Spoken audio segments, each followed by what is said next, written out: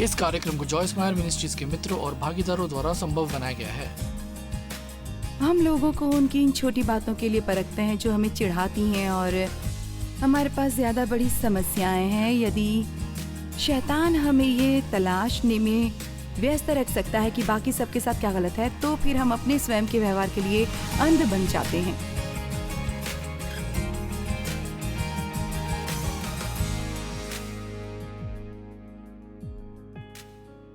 हमें ये जानकर शुरू करना चाहिए कि मन एक युद्ध का मैदान है।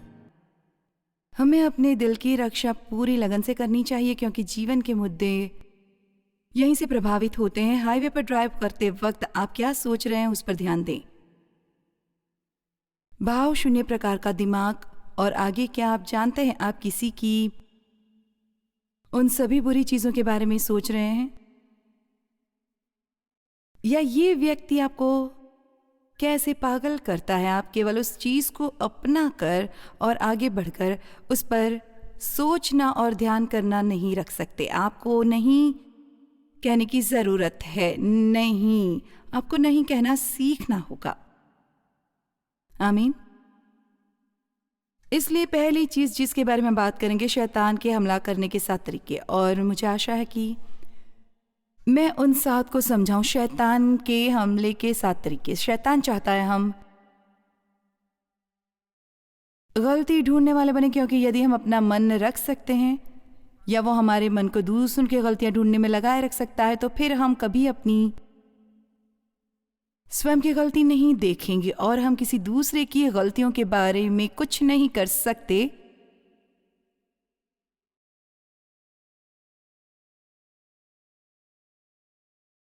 शैतान चाहता है हम गलतियां ढूंढने वाले बने, दूसरों की सब गलतियों पर ध्यान केंद्रित करें और अपनी स्वयं की गलतियों के प्रति अंध बने। यदि एक विश्वासी अपने आप में कोई गलती नहीं देखता और दूसरों में बहुत ज्यादा खराबी देखता है, तो शैतान जीत गया। और पूरा सोशल मीडिया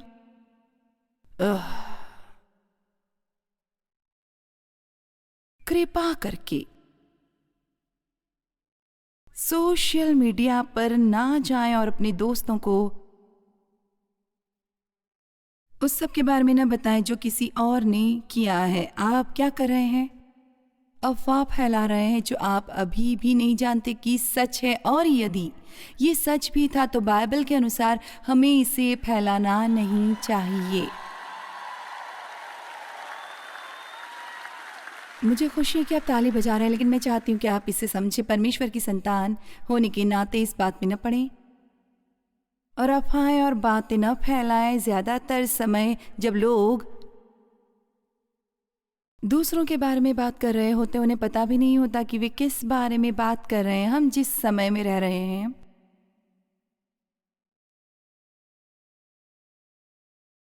उसमें हमारी केवल एक ही आशा है, और आज रात आप मुझे उसके बारे में बात करते हुए सुनेंगे। लेकिन मैं पूरे सप्ताहांत इस बारे में बात करूंगी। हमारे पास इस झंझट से बाहर निकलने की केवल एक उम्मीद है, और वो है प्रेम।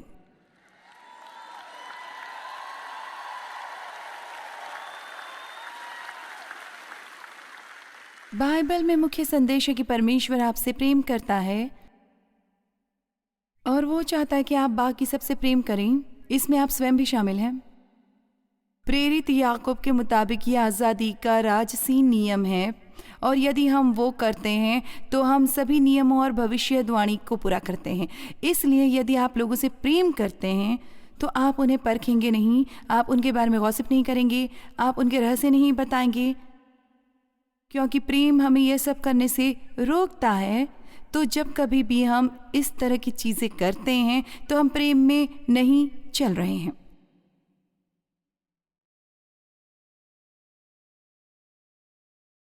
आप जानते हैं इस बात का कि हमें परखना नहीं चाहिए। इसका अनुमोदन करने वाले बहुत से सब प्रकार के अच्छे वचन बाइबल में हैं। मैं आपके लिए केवल एक पढ़ूंगी जिससे आप प्रचलित हैं। मत्ती 7:1-5। दोष मत लगाओ कि तुम पर भी दोष न लगाया जाए, क्योंकि जिस प्रकार तुम दोष लगाते हो उसी प्रकार तुम पर भी दोष लगाया जाएगा। और जिस नाप से तुम नापते हो उसी से तुम्हारे लिए भी नापा जाएगा। तुम क्यों अपने भाई की आंख को, तिनके को देखता है और अपनी आंख का लट्ठा तुझे नहीं सूझता? तो मेरा मतलब है, यदि हम जो कुछ बाइबल में लिखा है उस पर विश्वास करने वाले हैं, वो कह रहा है हम लोगों को उनकी इन छोटी बातों के लिए परखते हैं जो हमें चिढ़ाती हैं और हमारे पास ज़्यादा बड़ी समस्या हैं। यदि शैतान हमें ये तलाशने में व्यस्त रख सकता है कि दूसरों के साथ क्या गलत है, तो फिर हम अपने स्वयं के व्यवहार के लिए अंधे हो जाते हैं। रोमियो अध्याय 2 में लिखा है, तो हे दोष लगाने वालों, तू क्यों कोई न हो तो निरुत्तर है, क्योंकि जिस बात में तू दूसरे पर दोष लगाता है उसी बात में अपने आप को भी है दोषी ठहराता है। अब जानते हैं क्यों? हमारे पास स्वयं के लिए हमेशा एक बहाना है, लेकिन दूसरों के लिए कोई माफी नहीं। इस तरह के व्यवहार के लिए तुम्हारे लिए कोई माफी नहीं। हम दूसरों को मैग्नीफाइंग ग्लास के द्वारा देखते हैं और स्वयं को हम रंगीन चश्मे से देखते हैं। मत्ती अध्याय 7 अनुमोदन, तू क्यों अपने भाई की आंख के तिनके को देखता है और अपनी ही आंख का लट्ठा तुझे नहीं सूझता? जब तेरी ही आंख में लट्ठा है तो तू अपने भाई से क्यों कर वो कह सकता है कि ला मैं तेरी आंख से तिनका निकाल दूं? हे कपटी, पहले अपनी आंख से लट्ठा निकाल ले, तब तो अपने भाई की आंख का तिनका भली भांति देख कर निकाल सकेगा।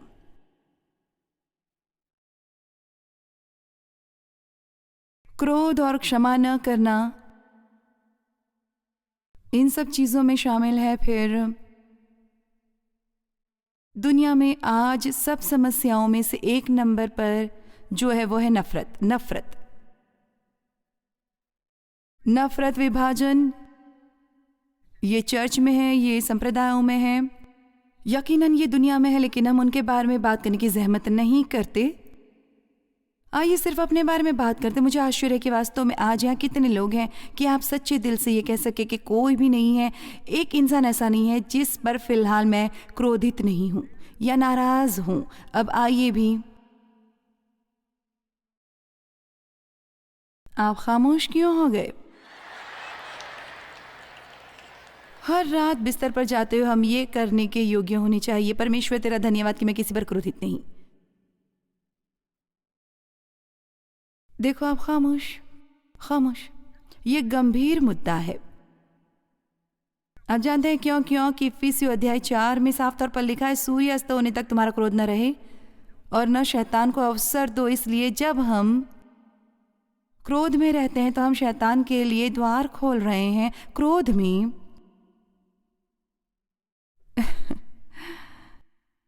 क्रोध में सोने मत जाओ। अभी मुझे याद है वे साल मूर्ख जब मैं डेव पर गुस्सा होकर सोने जाती। मैं बिल्कुल बिस्तर के किनारे पर सोती, क्योंकि मैं नहीं चाहती थी कि वो मुझे छुए, मैं उसे छूने नहीं वाली थी।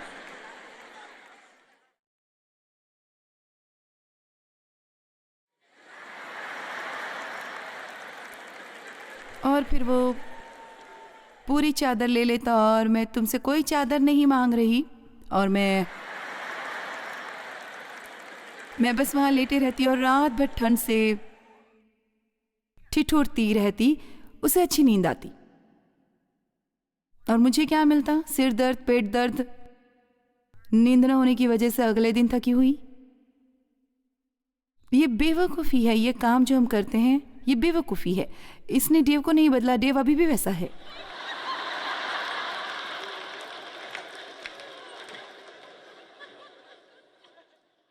अब यह है कि मैं बदल गई और ये चीज़ें अब मुझे परेशान नहीं करती। आओ भी, क्या मैं आप तक एक संदेश पहुंचा सकती हूँ? परमेश्वर उन सब लोगों को बदलने में दिलचस्पी नहीं रखता जो आपको लगता है कि आपको परेशान करते हैं। वो आपको बदलने के लिए लाया ताकि वे आपको अब और परेशान न करें। दुनिया में सब कुछ जो आपको उत्तेजित करता है उससे परमेश्वर छुटकारा पाने वाला नहीं है। वो चाहता है कि हम उस स्तर तक पहुंचे जहां हम परेशान न हो। यदि वो आत्मिक परिपक्वता है, जितना समय हम यहाँ हैं तो आइए इसे गंवाएं नहीं और उन चीज़ों के लिए हर समय दुखी न रहें जिसके बारे में हम कुछ नहीं कर सकते। आपने मुझे सुना नहीं? आप अपने पति को बदल नहीं सकते।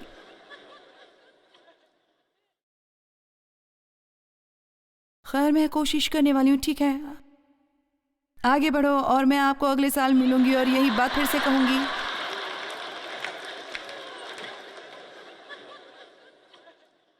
हाँ, ये भी मुझे याद है जब बच्चे बड़े हो रहे थे, यदि तुम मेरे घर में रहने वाले हो। आओ भी, आप में से कितनों को ये बताना अच्छा लगता है अपने बच्चों को, मेरे घर में, मेरे घर में।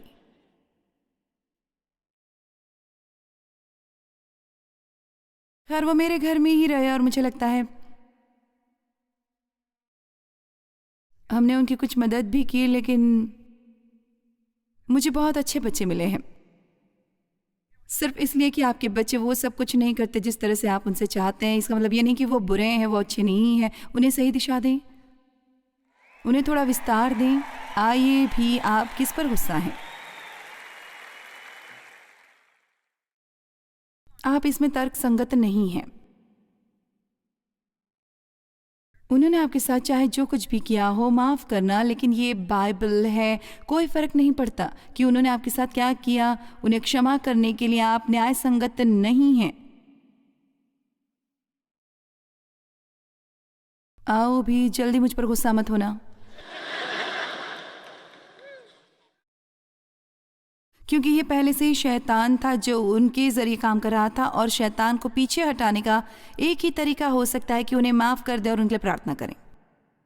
और जहाँ तक अन्य लोगों को परखने की बात है, तो एकमात्र तरीका है, जब हम किसी में कोई दोष देखते हैं तो हमें वास्तव में एक ही काम करना चाहिए कि हम उनके लिए प्रार्थना करें, उन्हें परखें नहीं। आप में से कितने हैं जो ये सोचते हैं कि यदि आप केवल इन चीज़ों के बारे में प्रार्थना करने में ज़्यादा ताकत लगाते हैं तो चीज़ें बेहतर हो सकती हैं? नंबर 2, जिस तरह शैतान आपको धोखा देने की कोशिश करता है, वो चाहता है कि आप गर्व करें और सोचें, देखा, फिर से सोचें, ये सोचें कि हम सब जानते हैं, हम बाकी सबसे ज़्यादा जानते हैं। और भी, आप में से कितनी महिलाओं के पास एक पति है जो अभी भी सुधरा नहीं? खैर, मैं कुछ नहीं कहूँगी क्योंकि मेरा यहाँ है।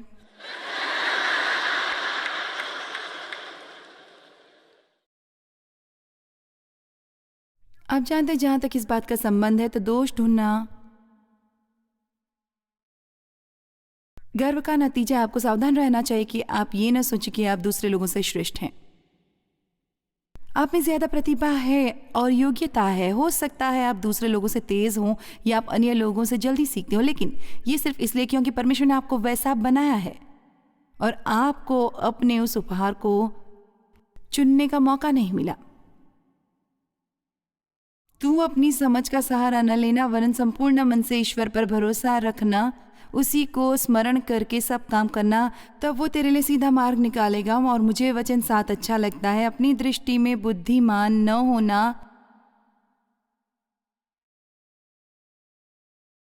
अपमानित करने वाला मत होना, लेकिन आप इतने होशियार नहीं हैं जितना कि आप सोचते हैं कि आप हैं। और क्या आप जानते हैं, आपके पास सभी प्रकार की शिक्षा हो सकती है, लेकिन बुद्धिवत्ता नहीं। नीति वचन पर एक पुस्तक लिखना चाह रही थी और पता नहीं, समझ में नहीं आता कैसे लिखूं, संसार समझेगा या नहीं, लेकिन मैं काफ़ी कुछ सोच रही हूँ, लिख दूँ। 200 अलग अलग विषय हैं। पिछले सप्ताह मैंने सोचा था कि आप जानते हैं, मैं यहाँ बैठकर बस शुरू करने वाली थी। ये अद्भुत है। बहुत बार परमेश्वर के साथ आपको बस अपना पाँव पानी में डालना है और फिर वो काम शुरू करेगा। खैर, मैं अभी भी 7वें अध्याय पर हूँ, लेकिन बात यह है, क्या ये बुद्धिमत्ता है? श्रद्धामय भय और परमेश्वर का भय बुद्धिमत्ता की शुरुआत है। खैर, वो कहाँ गया? ईश्वर के भय का क्या हुआ? ईश्वर का भय क्या है? इसका मतलब है कि आप उसकी शक्ति को पहचानते हैं और वो कितना मजबूत है, और वो इस हद तक सर्वश्रेष्ठ हैं कि आप उसे नाराज करने की बजाय कुछ भी करेंगे। देखा, वो आपको दूसरे लोगों के बारे में कुछ भी करने से दूर रखेगा। वो आपको स्वयं में अहम से भरा हुआ और घमंडी होने से दूर रखेगा, क्योंकि हमारे पास है नहीं है। मुझे डर नहीं कि परमेश्वर मुझे चोट पहुंचाएंगे, लेकिन एक श्रद्धा है। मैं जानती हूँ कि परमेश्वर कौन है, मैं जानती हूँ वो क्या कर सकते हैं, वो जानती हूँ। ये बुद्धिमता की शुरुआत है। यदि हम में ईश्वर के प्रति श्रद्धा का भय नहीं है तो हम में बिल्कुल भी ज्ञान नहीं हो सकता। और ये कौन सिखा रहा है? पिछली बार कब आपने श्रद्धामय भय और परमेश्वर के भय पर वास्तव में अच्छा उपदेश सुना? हाँ, परमेश्वर आपसे प्रेम करता है, लेकिन आपको वो आपसे प्रेम करता है, इसके अलावा दूसरी बातें सुननी है। और हाँ, उसका अनुग्रह अद्भुत है, लेकिन केवल यही एक बात के बारे में बाइबल में नहीं लिखा है।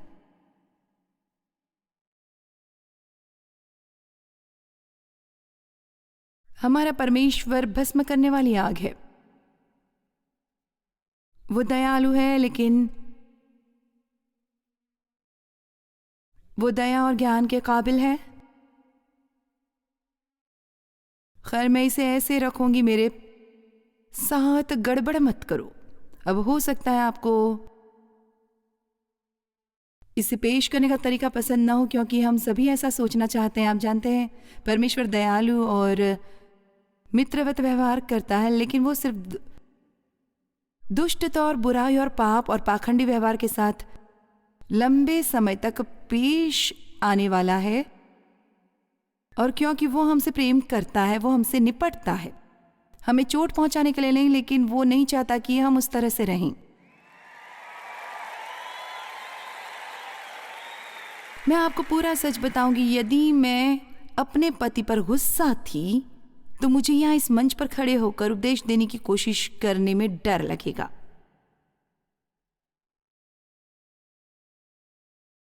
आप कहेंगे, खैर क्यों डर लगेगा? क्योंकि मेरे पास मेरा अभिषेक ही है। मैं फंसी नहीं हूं, मैं गाती नहीं हूं, मैं कोई वाद्य यंत्र नहीं बजाती।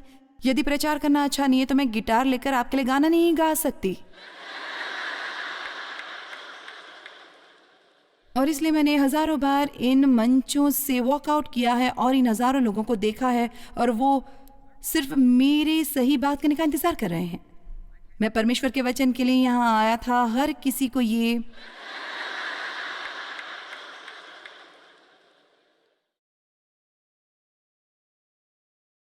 आप पर थोपना अच्छा लगता है। मैं आक्रोश होकर दिखावा नहीं कर सकती।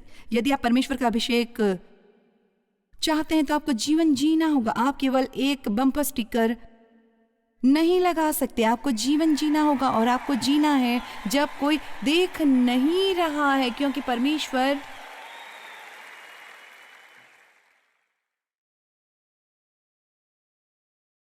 परमेश्वर सब कुछ देखता है। और नीति वचन में भी यह स्पष्ट किया गया है कि अपनी ही दृष्टि में बुद्धिमान न होना।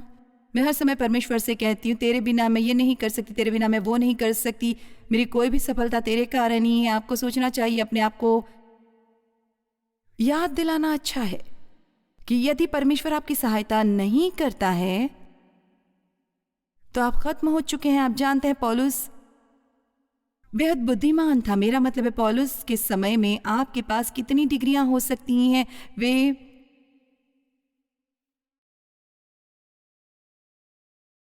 उसके पास थी। और मुझे लगता है कि शिक्षा अद्भुत है। मैं कहती हूँ, ये सब लें, ये सब ले जो आप ले सकते। मैं जानती हूँ कुछ लोग हैं जो बस वे इतने होशियार हैं, और मुझे कभी कभी लगता है कि मैं भी इतनी होशियार होती। लेकिन क्या आप जानते हैं, मैं बहिक बुद्धि लेना चाहूंगी, जो कि वास्तव में पवित्र सामान्य ज्ञान है। बल्कि मैं सामान्य ज्ञान चाहूंगी बजाय मेरे नाम के आगे पीएचडी लगने के। मेरे पास पीएचडी है, होली स्पिरिट डिग्री।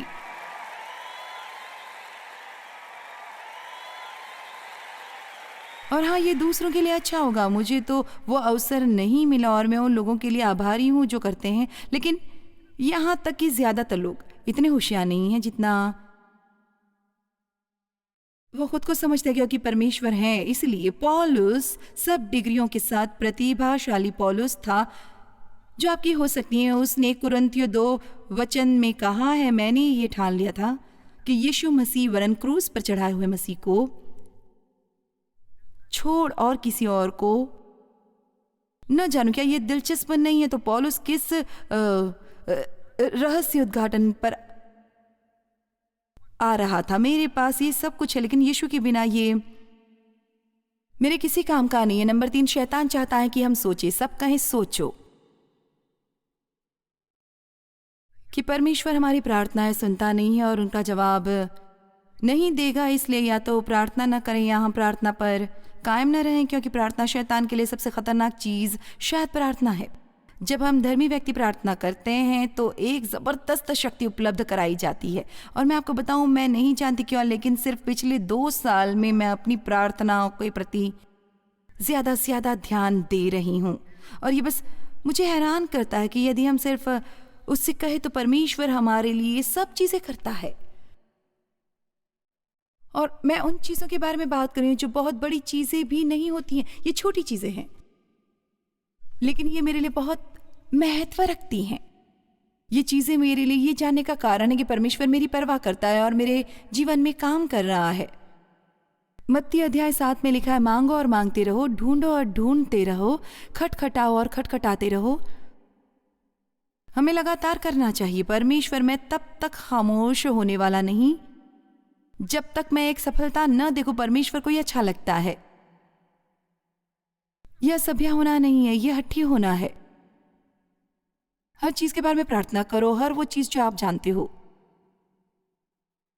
आज सुबह मैं घर से निकलने को तैयार थी और मेरी सहायक ने कहा, क्या आपने अपने कॉन्टैक्ट लेंस रखे हैं?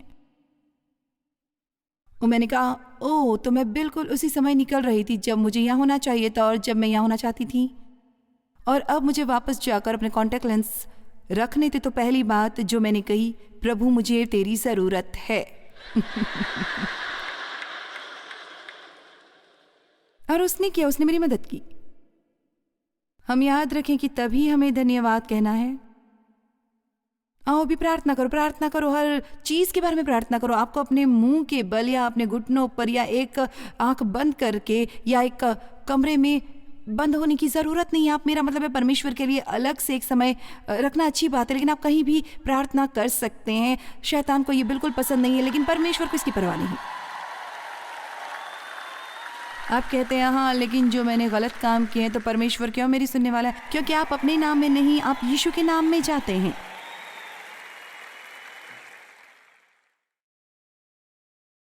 और विस्तारित बाइबल में लिखा है कि जब हम यीशु के नाम पर जाते हैं तो हम परमेश्वर को सब यीशु में प्रस्तुत करते हैं। क्या आपको अच्छा नहीं लगा? मैं तेरे से ये यीशु के नाम में मांगता हूं कि तू ये मेरे लिए कर, इसलिए नहीं कि मैं इसके लायक हूं। मैं आपको प्रोत्साहित करती हूँ कि आप ये याद रखें कि हमें अपने जीवन में शत्रु के धोखे से सतर्क रहने की ज़रूरत है। आइए हम हर रोज़ अपने तरीके से प्रार्थना करें और परमेश्वर से हम उन पर विजय पाने के लिए विश्वास रखें।